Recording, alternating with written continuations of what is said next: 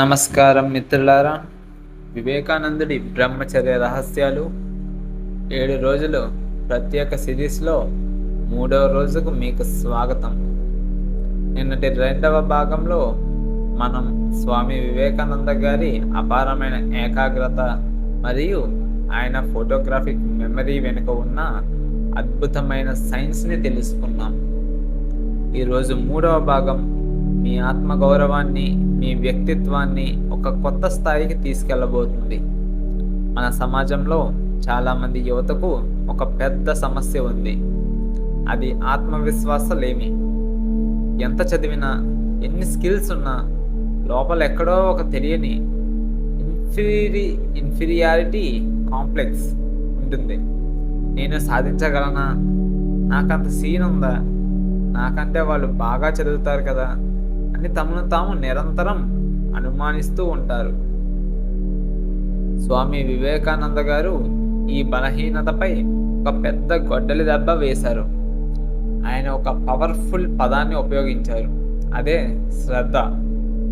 వివేకానందుడి దృష్టిలో శ్రద్ధ అంటే కేవలం దేవుడిపై భక్తి కాదు, తనపై తనకు ఉండే తిరుగులేని నమ్మకం. బ్రహ్మచర్యం ద్వారా సంరక్షించబడిన శక్తి మనలో ఒక కొండంత ఆత్మవిశ్వాసంగా ఎలా మారుతుందో, నీలో నిదానంగా ఉన్న ఆ సింహాన్ని ఎలా మేల్కొల్పాలో ఈరోజు వీడియోలో చాలా పవర్ఫుల్గా తెలుసుకుందాం. ఎక్కడ స్కిప్ చేయకుండా పూర్తిగా చూడండి. మిత్రులారా, ప్రపంచంలో ఉన్న అన్ని మతాలు ఏం చెప్పాయంటే దేవుడిని నమ్మనివాడు వాస్తికుడు అని, అంటే దేవుడిని నమ్మనివాడు వాస్తికుడు అని చెప్పారు. కానీ స్వామి వివేకానంద గారు దీనికి పూర్తి భిన్నమైన ఒక విప్లవాత్మకమైన నిర్వచనం ఇచ్చారు. వివేకానంద స్వామి వారు అంటారు, ఎప్పుడైతే తనని తాను నమ్మడో వాడే అసలైన నాస్తికుడు. 3,000,000 దేవతలను నమ్మి గుళ్ళు గోపురాలు తిరిగినా సరే నీపై నీకు నమ్మకం లేకపోతే నువ్వు నాస్తికుడివే అని ఆయన ముఖం మీద చెప్పారు. ఉన్న ఉపనిషత్తుల్లో ఒక అద్భుతమైన పదం ఉంది, అదే శ్రద్ధ. శ్రద్ధ అంటే ఏమిటి? స్వామి వివేకానంద గారి మాటల్లో చెప్పాలంటే నీలో అపారమైన అనంతమైన శక్తి దాగి ఉంది అని బలంగా విశ్వసించడమే శ్రద్ధ. ఆయన ఒక చారిత్రాత్మకమైన సత్యాన్ని గుర్తు చేశారు. ఈ ప్రపంచ చరిత్రలో ఎవరైతే గొప్ప మహానుభావులుగా ఎదిగారో, ఎవరైతే ప్రపంచాన్ని శాసించారో వారందరిలో ఉన్న ఒకే ఒక ఉమ్మడి లక్షణం శ్రద్ధ. వారు తమను తాము బలంగా నమ్మారు. ఒక సాధారణ నేత కార్మికుడి కొడుకు అబ్రహం లింకన్ అయినా, ఒక పేద కుటుంబంలో పుట్టిన అబ్దుల్ కలాం అయినా వారిని నడిపించింది వారిలో ఉన్న ఒక అంతర్గత శ్రద్ధే. బ్రహ్మచర్యం చేసే మొదటి పని ఏంటంటే అది మీ మనస్సులో ఉన్న సంశయాలను, భయాలను విడిచేసి ఈ శ్రద్ధను పుట్టిస్తుంది.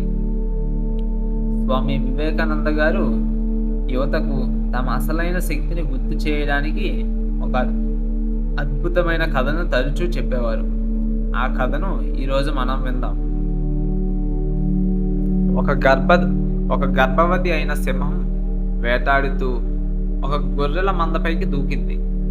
ఆ దూకిన ఉధృతంలో అది ఒక సింహం పిల్లకు జన్మనిచ్చి చనిపోయింది.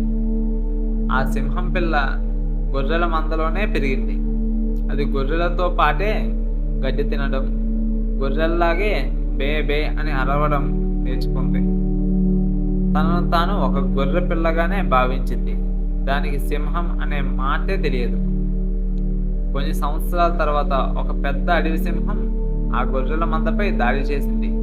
ఆ మందతో పాటు ఈ జూలు విదిల్చే వయసున్న యంగ్ సింహం కూడా భయంతో వణికిపోతూ పరిగెత్తడం చూసి పెద్ద సింహం ఆశ్చర్యపోయింది. పెద్ద సింహం ఎలాగోలా ఆ యంగ్ సింహాన్ని పట్టుకుంది. అది భయంతో విలవిల్లాడుతూ, నన్ను వదిలే, నేను గొర్రె పిల్లను, నన్ను చంపకు అని ఏడవడం మొదలుపెట్టింది. అప్పుడు ఆ పెద్ద సింహం దాన్ని లాక్కుంటూ ఒక చెరువు దగ్గరకు తీసుకెళ్ళింది. ఒక్కసారి ఆ నీటిలోకి చూడు అంతే. ఆ యంగ్ సింహం నీటిలోకి చూసింది. నీటిలో పెద్ద సింహం తన రూపం ఒకేలా ఉండటం గమనించింది. మరుసటి క్షణమే దాని మనస్సులో ఉన్న గొర్రె అనే భ్రమ తొలగిపోయింది. అది గొర్రెలా అరవడం ఆపేసి అదే దద్దరిల్లేలా ఒక పవర్ఫుల్ సింహ గర్జన చేసింది. స్వామి వివేకానంద గారు ఈ కథను చెప్పి యువత కాలర్ పట్టుకుని అడుగుతారు, నువ్వు గొర్రెవి కాదు, నువ్వు పాపివి కావు, నువ్వు బలహీనుడివి కావు, నువ్వు అనంతమైన శక్తి ఉన్న సింహానివి. నీ చుట్టూ ఉన్న సమాజం నిన్ను బలహీనుడిగా మార్చేసింది. నీ బ్రహ్మచర్య శక్తితో నీ అసలైన రూపాన్ని గుర్తు చేసుకో. మిత్రులారా, మనం కూడా ఎవరైనా ఒక అందమైన అమ్మాయిని చూసినప్పుడు లేదా డిస్ట్రాక్షన్ వచ్చినప్పుడో లొంగిపోతున్నామంటే మనం సింహాలనే నిజాన్ని మర్చిపోయి గొర్రెల్లా ప్రవర్తిస్తున్నామనే అర్థం. మనలో కొండంత అంతర్గత బలాన్ని, తిరుగులేని ఆత్మవిశ్వాసాన్ని నిర్మించడానికి స్వామి వివేకానంద గారు 3 ముఖ్యమైన సూత్రాలను చెప్పారు. మొదటి సూత్రం, మిమ్మల్ని మీరు బలహీనుడిగా అనుకోకండి. వివేకానంద స్వామి అంటారు, నువ్వు చేసే అతిపెద్ద పాపం ఏంటో తెలుసా? నువ్వు బలహీనుడిగా అనుకోవడం, నువ్వు పాపిగా అనుకోవడం. ఈ రోజు నుండి మీ నోట్తో కానీ మీ మైండ్లో కానీ నేను వేస్ట్, నా వల్ల కాదు, నేను చాలా బలహీనుడిని అనే మాటలను పూర్తిగా నిషేధించండి. మీరు ఒక కెమికల్ ఇంజనీరింగ్ స్టూడెంట్ అయినా, కాలిస్థెనిక్ సాధకుడైనా నేను ఏదైనా సాధించగలను అనే పాజిటివ్ వైబ్రేషన్ని మాత్రమే మైండ్కి ఇవ్వండి. రెండవ సూత్రం, నీ జీవితానికి నువ్వే బాధ్యుడివి. నా ప్రారంధం బాలేదు, నా స్నేహితులు నన్ను చెడగొట్టారు, మా పేరెంట్స్ నన్ను అర్థం చేసుకోలేదు అని ఇతరులపై నిందలు వేయడం ఆపేయండి. వివేకానంద గారు బలంగా చెప్పారు, నీ జీవితానికి నువ్వే శిల్పివి. నీ తలరాతను నీ చేతుల్లోనే రాసుకోవాలి.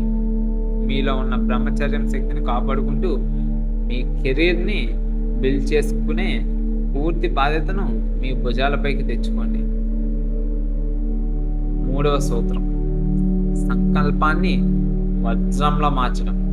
వివేకానంద అంటారు, విల్ పవర్ అనేది దైవ సమానం.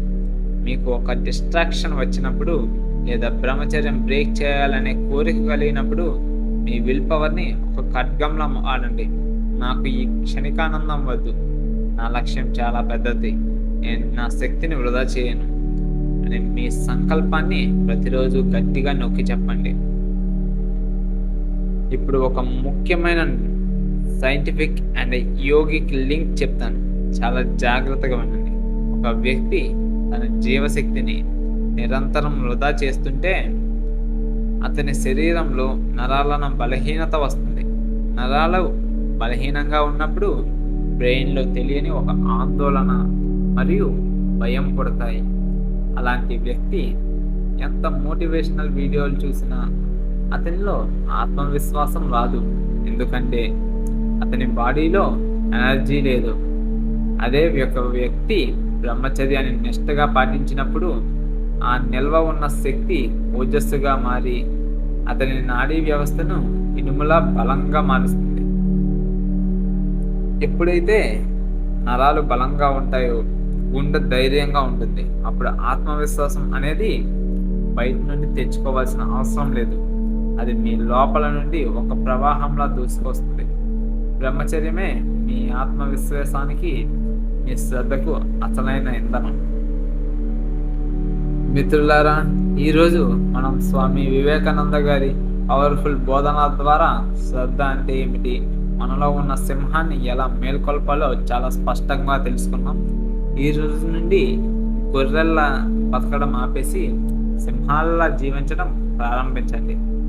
నువ్వు నమ్ముకో, విశ్వం అంతా నీ కాళ్ళ దగ్గరకు వస్తుంది. మరి రేపటి 4వ రోజు వీడియో మరో అత్యంత పవర్ఫుల్ క్లాస్.